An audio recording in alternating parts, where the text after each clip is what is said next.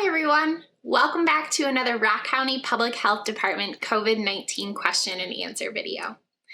My name is Kelsey Cordova and I'm the Community Health Education Coordinator for the Rock County Public Health Department.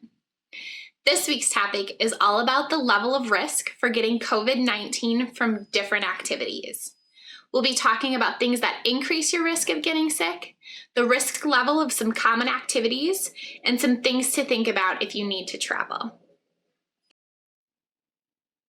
So our first question this week is, what should I consider when I think about my risk of getting COVID-19 when doing different activities?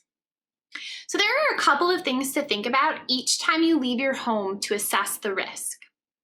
The first is, where am I going? Is it indoors in an enclosed space or outdoors? So we know that the virus transmits more easily indoors than outdoors. Avoid spending time with non-household members in enclosed spaces, indoors when possible.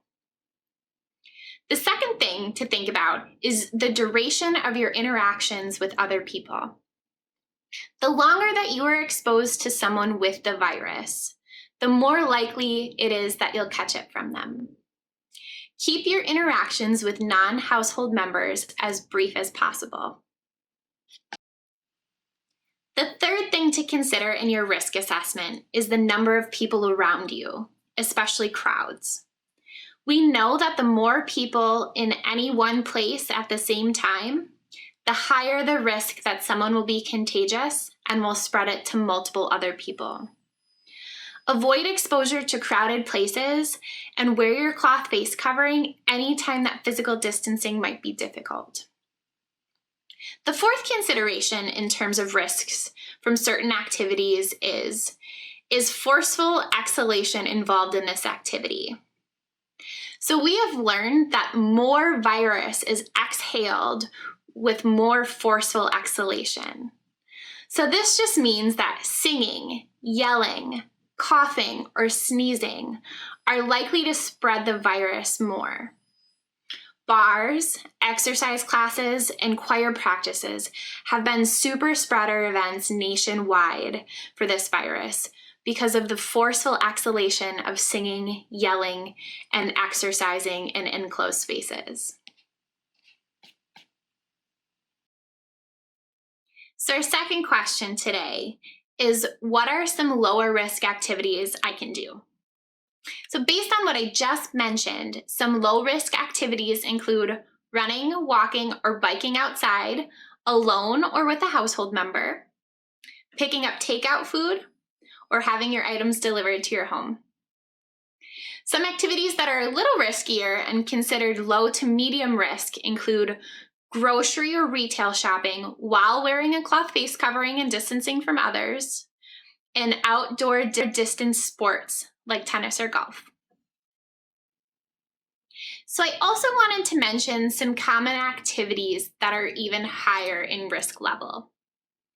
So some medium risk activities include medical or dental appointments, outdoor restaurant dining, and traveling in the same vehicle as a non-family member. And even riskier yet, some medium to high risk activities include indoor dining, going to gyms, hair and nail salons, and indoor offices. Wearing a cloth face covering and distancing can reduce the risk in these type of settings. So all of that ties into our third question today, which is, what are some high-risk activities for COVID-19 exposure? High-risk activities include going to bars, indoor parties, playing contact sports, attending indoor religious services, air travel, and going to large indoor venues like theaters, arenas, or concert halls. We recommend that you avoid activities like these. They're most likely to spread COVID-19. Just think about our 4 considerations from earlier. Is it indoors? How long will I be there? How many other people are there? And is forceful exhalation involved in this activity? So our last question for this week is, what about travel? And is it safe to travel? So travel of any kind is discouraged at this time. If you do travel, take the things you need with you so that you do not need to shop while away from home.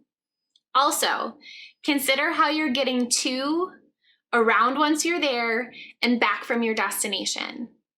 Using public transportation like airplanes, trains, subways, and buses puts you at a higher risk for exposure to COVID-19. If you get sick while traveling, shelter in place and do not travel back home, especially if you would be traveling on public transportation or with anyone else who is sick. It's so important to check with local authorities before you travel, as some locations will require you to quarantine for 14 days once you arrive, especially if you're leaving the state of Wisconsin. Make sure you take enough medications and other essentials to get you through a quarantine period if it becomes necessary.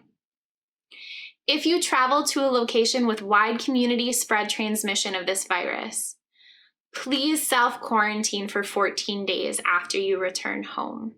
It helps keep your community and others safe. So that's all we have for this week. Remember that wearing a cloth face covering, washing your hands, and watching your distance from others are ways to reduce your risk in any situation. Remember our 4 considerations for assessing your risk each time you leave your home to do something. Please contact your healthcare provider for a COVID-19 test if you have any symptoms or believe you may have been exposed to the virus.